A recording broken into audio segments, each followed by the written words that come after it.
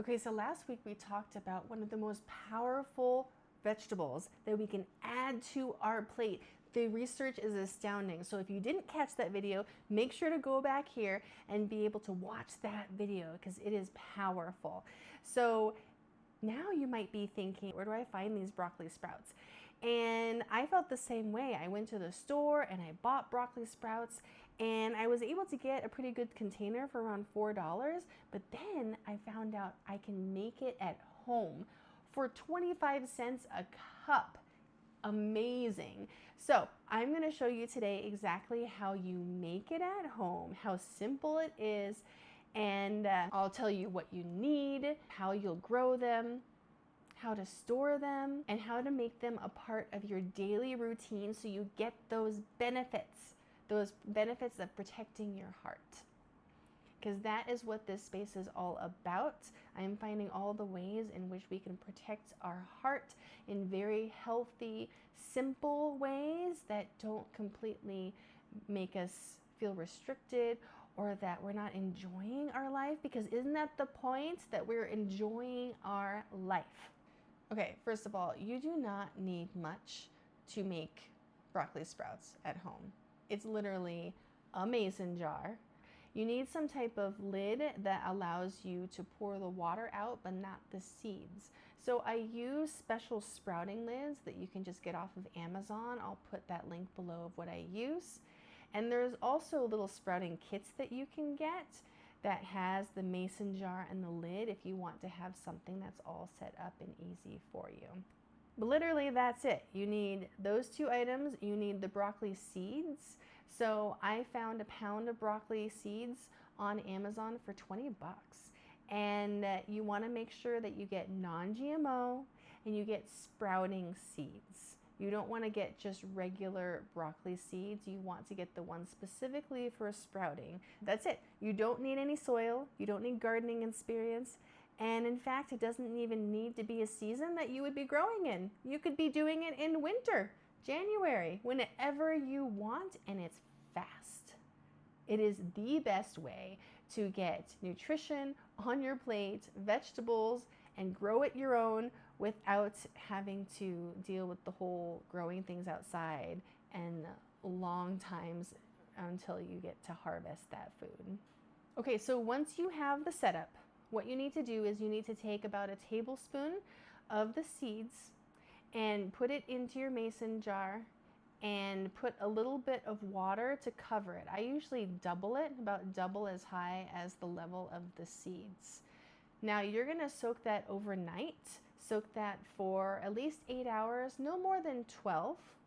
You don't want to soak it so long that the seeds start to go bad because the seeds do need oxygen to grow, but the water overnight is just to give it that kickstart, to give it the moisture it needs to activate the seed and put it into the mode of sprouting and growing. So after that initial soak period overnight, you're going to drain it. And now from this point forward, you're not going to have it sit in any standing water. You're going to rinse it twice a day. Usually just once in the morning, once at night. It takes less than a minute to put some water in there, swirl it around, and then dump it over and let it drain. And then I try and keep it in a darker area. You don't want to have it have the sun coming in. That can create too much heat because it is a small environment. And so you don't want this greenhouse effect of it being too hot and killing off your seeds or creating some more mold or things like that in there. So keep it in a temperature controlled place, keep it covered, and just make sure it drains. So I live in Arizona and it's really dry here, so I don't worry too much about things being too wet here, but in some other environments, you'll want to make sure that the water drains well. Otherwise, the seeds can get all rotted in there or moldy. Really, that's it. That's about as easy as you can get. So now you're going to do this for several days, and then you're going to start to see after 2-3 days, you're going to start to see a little tiny white bit on the seed, and it'll show that it's starting to sprout. And that's when you get really excited and know that your broccoli sprouts are coming. So once you have the full broccoli sprout where you can see that there are leaves on there, that it is outside of the seed casing, and many times you're able to rinse that off when you do the rinsing, but you want to see that there's at least a small bit that it has come out, and you can see the two leaves, and the two leaves look open and healthy. So now it is time for you to stop the growing and rinse it off and put it in your refrigerator. So you're going to rinse it off, and then first I like to lay it out on some paper towels because moisture is the enemy of sprouts.